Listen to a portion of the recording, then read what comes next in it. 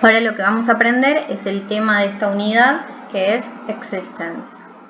Existence lo vamos a usar para hablar de lo que hay y lo que no hay. En inglés se divide en dos estructuras, el verbo haber. There is, cuando es singular, es decir, cuando hay una sola cosa, o there are, cuando hablamos de que hay varias cosas, ¿sí? Dos o más cosas, plural. En el afirmativo van a armar las oraciones escribiendo there is y un objeto en singular, por ejemplo, there is a bed in my bedroom. Hay una cama en mi habitación. O poniendo there are, el número, la cantidad, que es opcional, si lo puedo poner o no, y un objeto en plural, obviamente, porque hablamos de que hay varias cosas. Por ejemplo, there are 2 beds in my bedroom. Hay 2 camas en mi habitación. Entonces lo que yo les puse acá es que formamos la oración escribiendo there is o there are y el objeto del que queramos hablar. Si es there is, dijimos que el objeto va a ser singular, bed. Si es there are, el objeto va a ser plural, beds.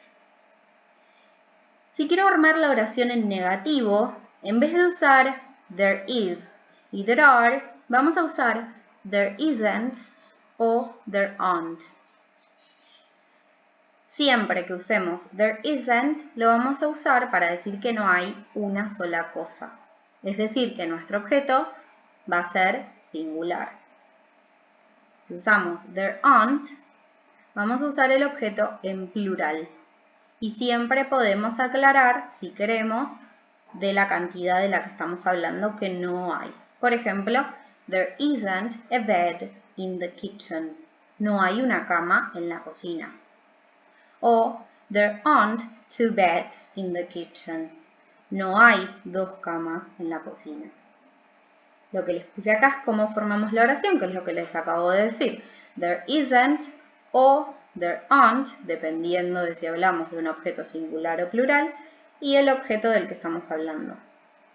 Y por último, interrogative.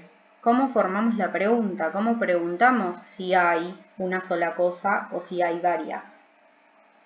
En la pregunta, en vez de escribir there is, vamos a escribir is there. Se cambia de lugar, pasa el is adelante del there. Y después vamos a escribir el objeto. Por ejemplo, is there a bed in my bedroom? ¿Hay una cama en mi habitación? Yes, there is.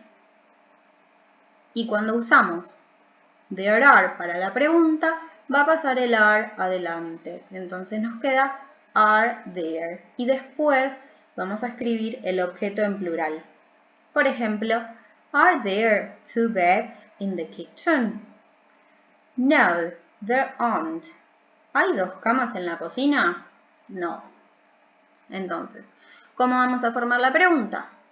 Is o are pasan adelante. Is si queremos preguntar por una sola cosa. Are si queremos preguntar por 2 o más. En el medio nos va a quedar el there. Y por último, el objeto del que queremos preguntar. Si la respuesta es sí, van a poner yes, there is, si es singular, o yes, there are, si es plural. Si la respuesta es no, van a poner no, there isn't, o no, there aren't, si es plural.